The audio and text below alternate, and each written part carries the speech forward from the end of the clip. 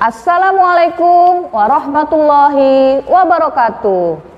Bertemu kembali dengan saya, Ibu Siti Tienti Wahyuni Nasution, Magister Pemikiran Islam dalam bidang studi Sosiologi di SMA Islam An-Nizam, Medan. Apa kabar anak-anak? Semoga semua dalam keadaan sehat walafiat, tetap semangat belajar sosiologi. Karena sosiologi wonderful. Yang menjadi bahasan kita pada hari ini adalah proses perubahan sosial dan kesinambungan masyarakat Indonesia. Anak-anak yang baik, kita masuk kepada bahagian proses penyesuaian terhadap perubahan.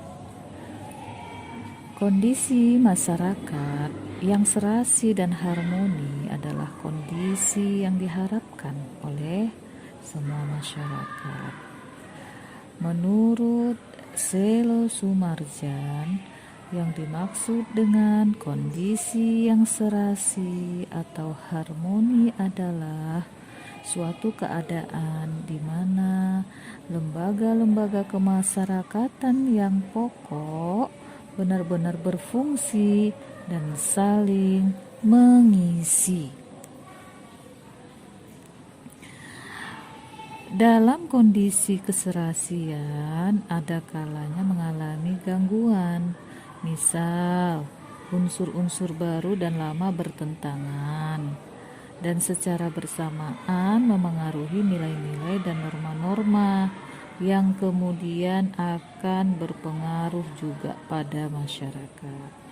Apabila gangguan tersebut setelah terjadi perubahan bisa dipulihkan, maka kondisi tersebut dinamakan penyesuaian atau adjustment. Namun, jika gangguan tersebut tidak bisa dipulihkan, keadaan tersebut dinamakan ketidakpenyesuaian sosial atau maladjustment. Dan kondisi ini dapat menimbulkan anomi, yaitu perilaku tanpa arah. Sebagai contoh, perubahan pada masyarakat Minangkabau yang menganggap garis keturunan ibu lebih penting daripada garis keturunan ayah. Awalnya hubungan ayah dan anak dianggap tidak mempunyai kekuatan, malah semakin menguat. Urusan pendidikan anak sekarang diserahkan ke pihak ayah yang awalnya dilakukan pihak ibu. Kondisi demikian harus ada penyesuaian agar tidak terjadi gangguan. Sekarang mengenai saluran-saluran perubahan sosial. Saluran perubahan meliputi lembaga-lembaga kemasyarakatan dalam bidang pemerintahan, ekonomi, pendidikan, agama, rekreasi, dan sebagainya. Lembaga-lembaga kemasyarakatan tersebut dianggap yang paling penting dan mendapatkan penilaian tertinggi dari masyarakat. Lembaga kemasyarakatan tersebut biasanya disebut dengan cultural focus. Lembaga kemasyarakatan ini akan memengaruhi lembaga kemasyarakatan yang lain. Contoh, lembaga kemasyarakatan adalah PNPM pedesaan sebagai upaya untuk penanggulangan kemiskinan. Program ini menyediakan fasilitas pemberdayaan masyarakat, pelatihan, pendampingan, dan bantuan langsung untuk masyarakat. Dalam PNPM pedesaan ini, setiap anggota masyarakat diajak terlibat dalam kegiatan mulai dari perencanaan, pengambilan keputusan dalam penggunaan dan pengelolaan dana sesuai kebutuhan paling prioritas di desanya, sampai ke tahap kegiatan dan pelestarian. Hasil dari program ini diharapkan mampu memengaruhi bidang lainnya seperti membuka lapangan usaha baru, kesetaraan gender, rendahnya tingkat korupsi, peningkatan belanja pedesaan, peningkatan kapasitas kinerja seseorang, akuntabilitas pemerintah semakin kuat, dan sebagainya. Berikutnya masuk kita kepada pembahasan keseimbangan masyarakat Indonesia. Agar kesinambungan atau keseimbangan masyarakat Indonesia berjalan terus, kita perlu menjaga keutuhan masyarakat majemuk dan mempercepat proses integrasi sosial budaya. Yang pertama, menjaga keutuhan masyarakat majemuk. Bangsa Indonesia memiliki potensi konflik yang begitu besar karena keanekaragaman ras, etnis, agama, dan kebudayaan yang dimilikinya. Sikap yang harus dikembangkan adalah sikap akomodatif yang toleran dengan mengedepankan komunikasi dialogis antara mereka. Berikut merupakan sikap-sikap yang dapat menjaga keutuhan masyarakat majemuk. Pertama, sikap toleransi terhadap nilai-nilai budaya lain. Kedua, mengurangi sikap primordial, terutama yang menjurus ke sikap etnosentrisme dan ekstremisme. Ketiga, mementingkan kepentingan bangsa dan negara di atas kepentingan pribadi maupun golongan. Yang keempat, menyelesaikan masalah dengan cara yang akomodatif melalui mediasi.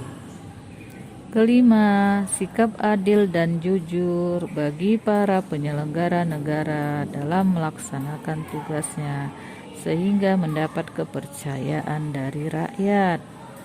Yang berikutnya, menerapkan aturan hukum secara konsekuen tanpa pandang bulu. Berikut, memiliki kesadaran sosial dan menyadari peran yang dibawakan, terutama bagi para penyelenggara negara agar tidak menimbulkan konflik. Berikut, memiliki rasa nasionalisme yang tinggi untuk menjaga kesatuan dan persatuan. Apabila anggota masyarakat memiliki sikap-sikap tersebut, maka keseimbangan dan kesinambungan masyarakat Indonesia akan dapat terjaga. Tapi sebaliknya, jika tidak, maka akan terjadilah sikap-sikap egois seperti primordial dan fanatik yang berlebihan. Niscaya akan timbul konflik dan disintegrasi bangsa. Saat ini, konflik-konflik yang terjadi di negara kita disebabkan oleh beberapa hal seperti 1. Kesenjangan dan ketidakadilan sosial. Yang kedua, faktor kepentingan atau kebudayaan yang berbeda. Jadi, kita berusaha agar tidak terjadi disintegrasi sosial, dan sekaligus juga kita mengeliminir hal tersebut, sehingga pembangunan kesadaran sosial di antara semua warga masyarakat yang ingin tetap bersatu dapat terwujud. Yang kedua, mempercepat proses integrasi sosial. Kebijakan-kebijakan yang dapat mempercepat proses integrasi sosial oleh pemerintah adalah yang pertama, transmigrasi penduduk dari daerah padat. Misalnya dari Pulau Jawa, Sulawesi Selatan, dan Bali ke daerah-daerah yang masih jarang penduduknya. Yang kedua, membuka daerah yang terisolir melalui pembangunan infrastruktur darat, laut, dan udara. Ketiga, membangun sarana telekomunikasi. Yang keempat, pemerataan pendidikan. Yang kelima, mendirikan puskesmas di setiap kecamatan.